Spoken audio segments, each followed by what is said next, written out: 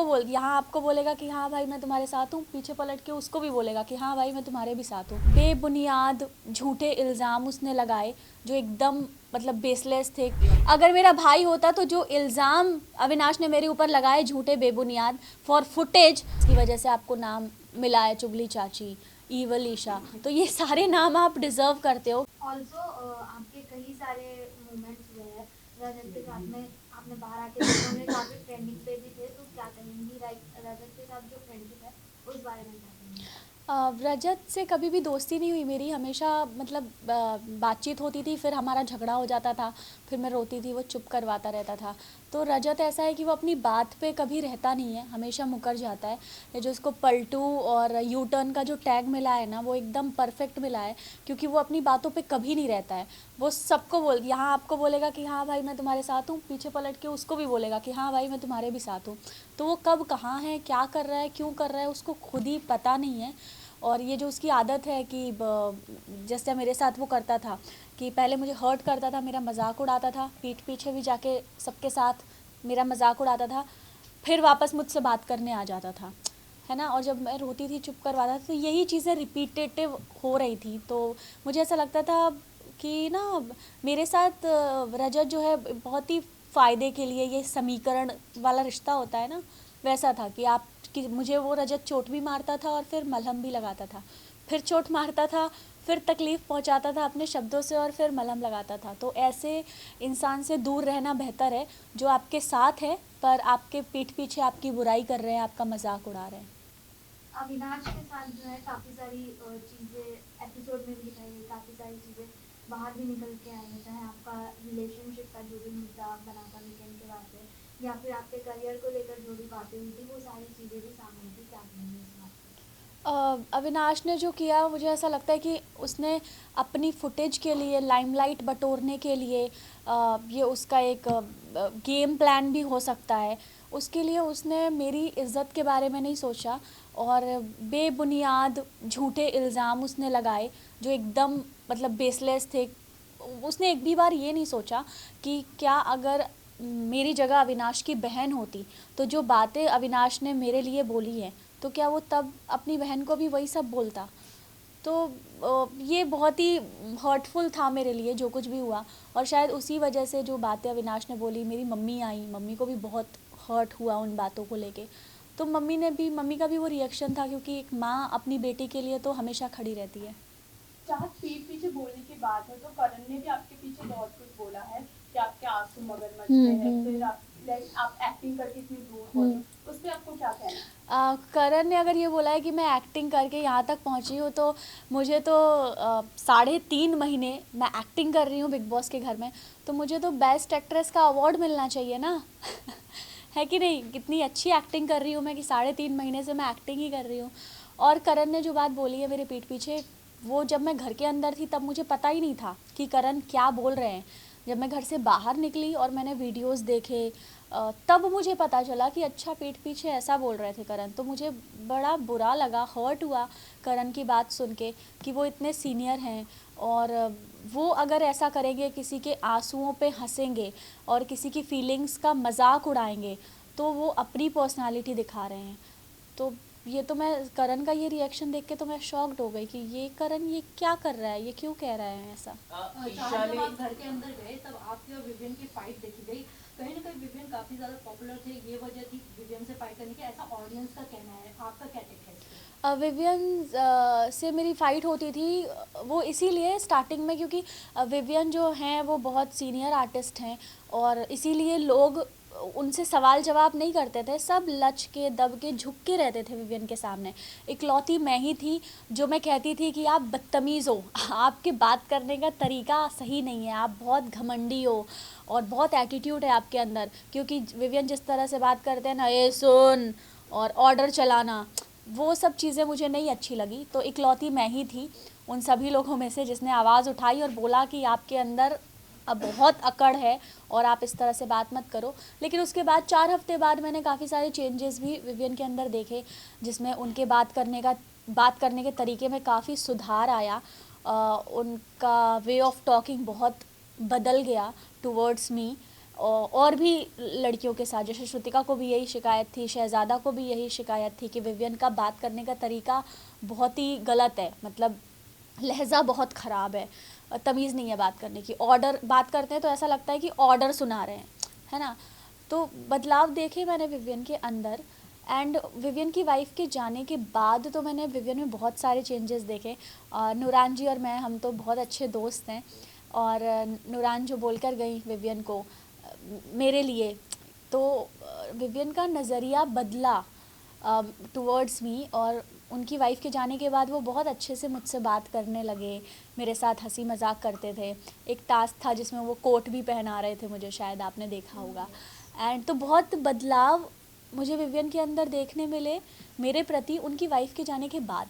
तो मुझे ये सोच के अच्छा लगा कि अगर उनकी वाइफ ने उन्हें कुछ समझाया है या बोला है कि चाहत के साथ आप इस तरह से बर्ताव मत करो, तो वो चीज़ विवियन ने समझी और उसको अप्लाई किया, तो ये बहुत अच्छी बात है। बदलाव तो रजत के अंदर भी देखने को मिले। जब स्टार्टिंग में आपने उनका हाथ टच किया था तो उन्होंने मना कर दिया था, फिर बाद में आप लोग कपल डांस करते हुए नजर आए, इस बदलाव काफी को वायरल कैसे हुआ जानेंगे? आपका। हाँ, वो एक वैसलीन का प्रमोशन था मेरा और रजत का, तो वो बिग बॉस की तरफ से हमें दिया गया था, तो इसीलिए हम दोनों, और मैंने ही सिखाया था उसको डांस, और हम जीते भी थे। तो वो हो जाता है कंफर्ट, आप एक ही घर में रह रहे हो साथ में, तो वो कंफर्ट जोन आ जाता है थोड़ा। तो रजत के नेचर में भी काफ़ी चेंजेस थे। पहले वो बहुत ज़्यादा गुस्सा करता था, छोटी छोटी बातों पे भड़क जाता था, फिर वो थोड़ा काम हुआ, उसने रिएक्ट करना थोड़ा कम किया। पर कुछ चीज़ें हैं जो कि मैंने बताई जो कि मुझे रजत की बिल्कुल पसंद नहीं है।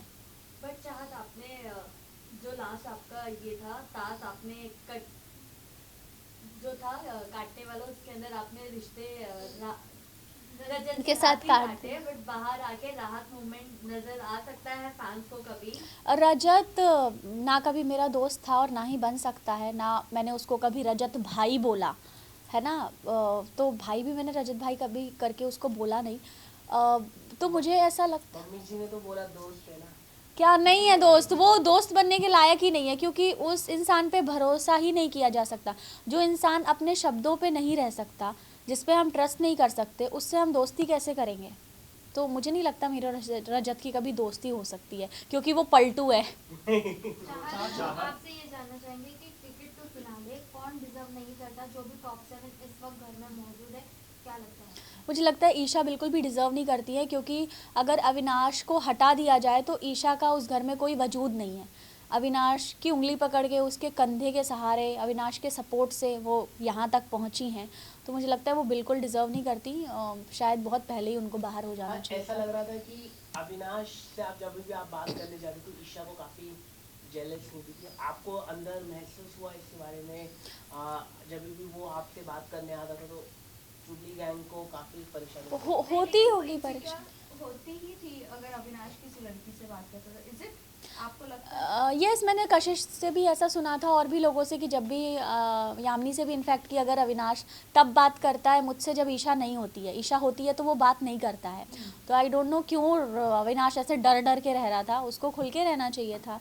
जब कुछ नहीं है तो बात करने में कुछ बुराई नहीं है किसी से। तो हो सकता है ईशा हैं ऐसी कि उनको नहीं पसंद कि ये कहीं और चला जाए। ईशा ने ये भी कहा था कि आरफिन के साथ आपका कनेक्शन चल रहा है। जब आपको ये बात पता चला होगा तो क्या होगा? उन्होंने माफी भी मांग ली है कल। हाँ, मुझे पता चला ईशा ने माफ़ी मांगी और ईशा को अपनी गलती का रियलाइजेशन है कि आरफिन जी और मुझे लेके जो बात उन्होंने कही थी, उन्होंने सबके सामने माफ़ी मांगी, तो अच्छी बात है। लेकिन मैं यही कहना चाहूँगी कि आप सामने सामने बहुत अच्छे बनते हो, कि आप बहुत प्यारे हो, आप बहुत स्वीट हो, और पीठ पीछे आप बुराई करते हो, जिसकी वजह से आपको नाम मिला है चुगली चाची, ईवल ईशा। तो ये सारे नाम आप डिज़र्व करते हो, क्योंकि खुद नहीं दिया है। आई थिंक ये आरफिन जी ने पहली बार बोला था शायद, तो ईशा, ओ माय गॉड, तब तो बहुत अच्छा नाम दिया है, अपना नामकरण अच्छा किया है उन्होंने। तो यही कहती हूँ मैं कि आप ये सब करना बंद कर दो, क्योंकि ऑडियंस जो है वो दोनों साइड देख रही है। पता चलता है कि आप सामने सबके अच्छे हो, प्यारे प्यारे से, और पीठ पीछे आप इंसल्ट कर रहे हो, आप बुराइयां कर रहे हो। तो ये चीज़ आप मत दिखाओ अपनी। टॉप 3 में किसको देखना चाहते हैं? टॉप 3 में आप किसको निकालना चाहते हैं? टॉप 3 में मैं देखना चाहती हूँ गेम पॉइंट ऑफ व्यू से करण, विवियन एंड जो। और जो चाहत, वो जो एक केक के साथ आपका फोटो जिससे पूरा एकदम आपके लव लाइफ को उछाला जा रहा है, मतलब पता नहीं आपका कोई बॉयफ्रेंड पार्टनर है भी नहीं, बट नेशनल टीवी पे तो भी आपकी वो पर्सनल लाइफ दिखाई गई। बट हम ये जानना चाहते हैं वो जो केक का था, अगर उसकी बैक स्टोरी आप बता सके, क्या थी वो? देखिए, वो नथ मैंने 3 साल किया है शो, और वो मेरे सेट का ही फ़ोटो है। और सेट पे कितने फैंस हमें बुकेज़ भेजते हैं, केक भेजते हैं। हर दूसरे तीसरे दिन किसी का बर्थडे होता है, क्योंकि हमारी यूनिट इतनी बड़ी होती है। किसी की एनिवर्सरी हो रही होती है, कभी सेट पे भी सेलिब्रेशन होता है तो उसके कुछ केक्स आते हैं। तो बस ऐसे मेरी एक फ़ोटो है और पीछे केक रखा है, उससे कोई कैसे जोड़ सकता है? तो वो केक की यही कहानी है कि वो सेट पे ही किसी का आया था केक। अब Gujarati boyfriend, I don't know कौन है भाई। गुजराती है जिसको आप हीरो कहते हैं, जिससे हीरो। वो तो सलमान सर ने सेकंड डे नाम लिया, मानस का। मानस नहीं है, दूसरा कोई है। क्या नहीं, पर सलमान सर ने सेकंड डे मानस का नाम लिया। और मानस ने फिर मुझे बाहर आके पता चला कि एक्चुअली मानस ने मीडिया के सामने आके क्लियर किया कि ऐसा कुछ नहीं है। और मुझे तो बेचारे मानस पे दया आ रही है कि मेरी वजह से बेमतलब उस बेचारे का नाम भी जुड़ गया। पर मानस जैसा दोस्त भगवान सबको दे कि उसने मेरे लिए आके एक क्लैरिटी रखी। इतने गट्स हैं उसमें कि आके उसने क्लियर किया कि नहीं भाई, ऐसा नहीं है। उनको अपने लिए प्रॉब्लम नहीं कि उनको ये था कि एक लड़की की इज्जत खराब। हाँ, तो वही मैं कह रही हूँ कि ही इज़ जेंटलमैन। एंड मानस के साथ मैंने काम किया है और वो इतना अच्छा है, तभी तो मैं कह रही हूँ, मैं अंदर थी, मुझे पता भी नहीं कि बाहर चल क्या रहा है, पर मानस ने कितने अच्छे से क्लैरिटी के साथ सारी चीज़ें क्लियर की। ये बहुत बड़ी बात है ना। So I respect him a lot. And मतलब ही इज़ जेंटलमैन। मतलब ऐसा दोस्त हो तो मानस जैसा। ऐसी खबरें आई थी कि आपने होस्ट किया था पार्टी। क्या? बाहर आने के बाद बाहर आने के बाद का पता नहीं। हाँ, मैंने उसको ऑब्वियसली थैंक यू बोला कि थैंक यू सो मच यार, तुमने मेरा इतना सपोर्ट किया। और कोई को एक्टर हो तो मानस जैसा। तो मैं तो अगर मुझे कोई को एक्टर चाहिए, मैं किसी के साथ काम करना चाहती हूँ तो मानस के साथ काम करना पसंद करूँगी, क्योंकि वो इतने अच्छे इंसान हैं जो सबके बारे में सोचते हैं। और जब वो सेट पे भी थे तब भी सबका ध्यान रखना, चाहे वो स्पॉट दादा हो चाहे वो कोई भी हो, तो वो जो उसका नेचर है वो सबके लिए आपने होस्ट किया था पार्टी, और जहाँ बिग बॉस से पहले, घर जाने से पहले आपने होस्ट किया था पार्टी। उस पे पता चला है कि आपने अपनी मम्मी जी को बताया था कि मैं इससे प्यार करती हूँ, गुजराती बॉय से। ऐसा मतलब ऐसी खबरें आई है। रूमर्स। मतलब ऐसी खबरें आई है। आपने इंट्रोड्यूस नो, पार्टी में इंट्रोड्यूस किया है आपने। कोई इवन अविनाश ने भी टेलीविजन में कहा है कि चाहत ने भी बात करवाई है, उन्होंने फोन पे बात की है। ऐसा कुछ नहीं है अविनाश। मैंने कहा कि ये सब अविनाश ने जो बातें बोली है, ये उसने अपनी फुटेज, अपने लाइमलाइट के लिए, गेम पॉइंट ऑफ व्यू से कि उस सबका ध्यान उसके ऊपर आ जाए, तो एक नई कंट्रोवर्सी कैसे क्रिएट।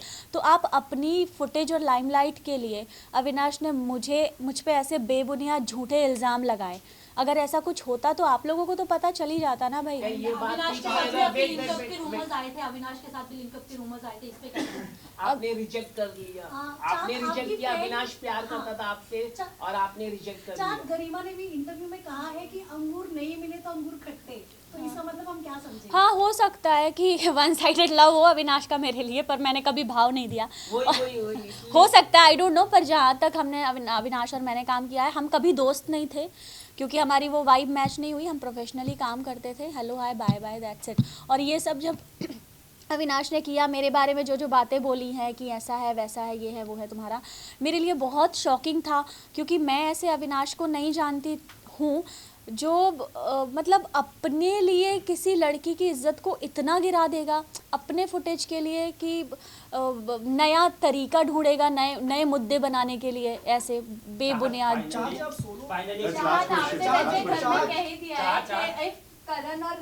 करण और विवेन टॉप 2 में होते हैं तो रियल विवेन है, मैं उसे विनर देखती हूँ। But what you want to tell, कौन विनर लगता है? इसके अलावा चाहत, मुझे ऐसा लगता है कि घर में उसके बाद कहने के आपका गेम जो है डाउन हुआ, तो भी क्या आप मानते हैं कि मॉम के आने का, क्योंकि अविनाश को जो उन्होंने डांटा कहीं ना कहीं वो टेलीविजन पे खराब दिखा बाहर ऑडियंस को, क्योंकि आपकी और अविनाश की दोनों की नोक-झोंक पसंद आ रही थी लोगों को, तो इसमें क्या टेक आपका? उसके बाद सलमान सर ने भी आपको डाटा कहीं ना कहीं उस मुद्दे को लेकर के, मतलब 21 लाख का मुद्दा है, उसका नाम कहीं ना कहीं पूरी डाउन हो गई। नहीं, मुझे ऐसा नहीं लगता मेरी माँ के आने के बाद मेरा गेम खराब हुआ है। मुझे ऐसा बिल्कुल नहीं लगता, क्योंकि माँ मेरे लिए मतलब एक माँ के ऊपर क्या बीते कि जब उसकी बेटी को इस तरह से नेशनल टेलीविज़न पे ऐसे झूठे और बेबुनियाद इल्ज़ाम लगाए जाएंगे। तो मेरी क्या, आई थिंक आप में से किसी की भी माँ होती तो वो अपनी बेटी के लिए यही करती जो मेरी माँ ने किया। और मैं, अगर आपका भाई होता तो यही सेम फीलिंग होती है? अगर मेरा भाई होता तो जो इल्ज़ाम अविनाश ने मेरे ऊपर लगाए झूठे बेबुनियाद फॉर फुटेज, वो मेरा भाई ऐसा कभी करता ही नहीं। उन्होंने प्रोड्यूसर का भी नाम लिया अविनाश ने, मतलब बहुत सारी बातें किया, अगर आप देखें तो प्रोड्यूसर को भी मालूम है ऐसा। तो अब वो तो कुछ भी बोलेगा, अब हर थोड़ी उसकी बात पे यकीन करेगी। अविनाश की गर्लफ्रेंड बाहर है और अंदर रोमांस चल रहा है ईशा के मुझे नहीं पता अविनाश की कौन सी गर्लफ्रेंड बाहर है। ईशा जी का भी बाहर है बॉयफ्रेंड, और वहाँ पे लिंकअप चालू है, ये कैसे देख रहे हैं आप? मुझे नहीं पता अविनाश की गर्लफ्रेंड बाहर है और ईशा का बॉयफ्रेंड बाहर है। मुझे हाँ ऐसी खबरें आई थी, पर हाँ खबरें आई थी, पर मुझे कुछ पता नहीं। यहाँ तक पहुँचे हो बिना कोई रिश्ता बनाए, अगर आप रिश्ता बनाते कोई गहरा किसी के साथ करण या विवियन, किसके आप बनाते रिश्ता? अरे मुझे ऐसा लगता है रिश्ते बनाए नहीं जाते, रिश्ते अपने आप बन जाते हैं। और मैंने गेम के लिए या सपोर्ट के लिए, अपने फ़ायदे के लिए कभी रिश्ते नहीं बनाए। दिग्विजय और आरफीन जी से मेरा एक कनेक्शन था, बॉन्ड था, जो कि बहुत अच्छा था। उनके अलावा किसी से वो वाइब नहीं मैच हो पाई। पर समीकरण के लिए रिश्ते बनाना, फ़ायदे के लिए रिश्ते बनाने से बेटर है कि आप रिश्ता ना बनाओ, कॉर्डियल रहो सबके साथ। एटलीस्ट मैं रियल थी। और ग्रुप में भी मैं नहीं खेली, क्योंकि दोनों ग्रुप थे, क्योंकि हर ग्रुप में एक लीडर होता है और मैं नहीं चाहती मैं किसी ग्रुप का हिस्सा रहूं और उस ग्रुप में एक लीडर हो, क्योंकि भीड़ में गीदड़ आते हैं, शेर अकेला ही आता है। आपने ये भी कहा था कि अविनाश की वजह से ईशा पहुंची यहाँ तक, ईशा यहाँ तक पहुंची, तो चुम भी करण की वजह से पहुंची यहाँ तक। चाहत एक आखिरी सवाल, क्या लगता है आपको? विनर एज पर यू तो बता दीजिए। विनर मैं चाहती हूँ चुम जीते, क्योंकि गर्ल पावर, नारी शक्ति आगे जाए और नारी शक्ति ट्रॉफी उठा के घर ले जाए, तो मैं चाहती हूँ चुम। हाँ, तो अगर उसके अलावा तो मुझे लगता है कि अगर कोई रियल रहा है, और करण की कुछ बातों से मुझे हर्ट भी हुई है, कुछ चीज़ें मुझे नहीं अच्छी लगती तो लगी करण की, तो मैं चाहती हूँ कि फिर विवियन जीते। Subscribe to Midday India. Get direct notifications on all our videos by clicking on the bell icon.